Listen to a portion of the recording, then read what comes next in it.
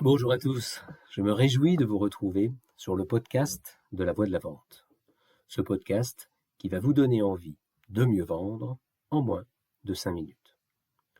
Aujourd'hui, je vous emmène sur un champ de guerre. Je vais vous dévoiler les coulisses du plus grand échec de l'histoire de Tsahal, l'armée israélienne, depuis la création de l'État en 1947. Cet événement se produit le 7 octobre 2023 sous la forme d'une série d'attaques coordonnées. Elles sont menées majoritairement par le Hamas. Elles partent de la bande de Gaza et ciblent les zones frontalières du district sud d'Israël. La barrière entre la bande de Gaza et Israël est franchie par les attaquants. La suite a été largement relatée par tous les médias du monde, je ne vais pas y revenir. Ce qui m'intéresse dans cette histoire concerne les commentaires que l'on a entendus plus tard. Des commentaires pour tenter d'expliquer comment une telle attaque a pu se produire. En effet, la frontière entre ces deux territoires était réputée infranchissable par des Palestiniens armés. La supériorité technologique et la puissance du renseignement côté israélien garantissaient la tranquillité du pays. Rien ne pouvait présager de ce qui s'est passé. Quelque temps après l'attaque, les médias israéliens révèlent qu'elle était prévisible. Plusieurs guetteuses de Tsahal relatent au journal israélien Haaretz qu'elles avaient fait part à leur état-major de mouvements suspects.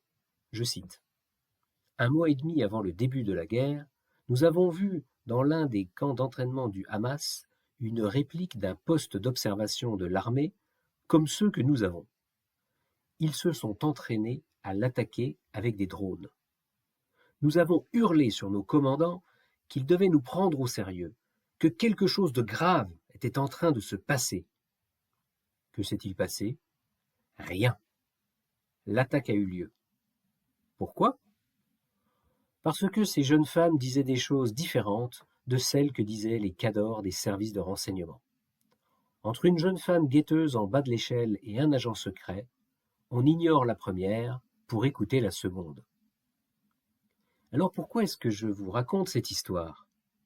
Eh bien tout simplement parce que le parallèle avec le monde de l'entreprise semble particulièrement évident. Comment les plus belles stratégies s'élaborent-elles ? Comment se remportent les plus grandes victoires ? À partir de quoi les comités de direction de toutes les entreprises du monde font-ils leurs brillantes analyses ? À partir de données. Donc, si les données du terrain ne reflètent aucune réalité, la stratégie fera aller dans le mur et vice-versa. Or, qui collecte les données ? Les gens qui se trouvent sur le terrain. Les vendeurs, quoi. La qualité de la donnée se corrèle directement avec la capacité d'écoute du terrain des chefs à plumes. Et souvent, il y a un rapport étroit entre la considération que ces gens d'en haut portent envers des gens d'en bas. J'en ai très souvent fait l'expérience. Dans le monde économique, cette règle d'or s'applique urbi et orbi. Alors maintenant, à vous de jouer. Prenez un papier et un crayon, dessinez un tableau. Listez dans la première colonne les 3 dernières informations que vous avez remontées à votre état-major. Et dans la seconde colonne, le retour que vous en avez obtenu. Si la deuxième reste vide, posez-vous des questions sur votre rôle dans cette entreprise. Voilà.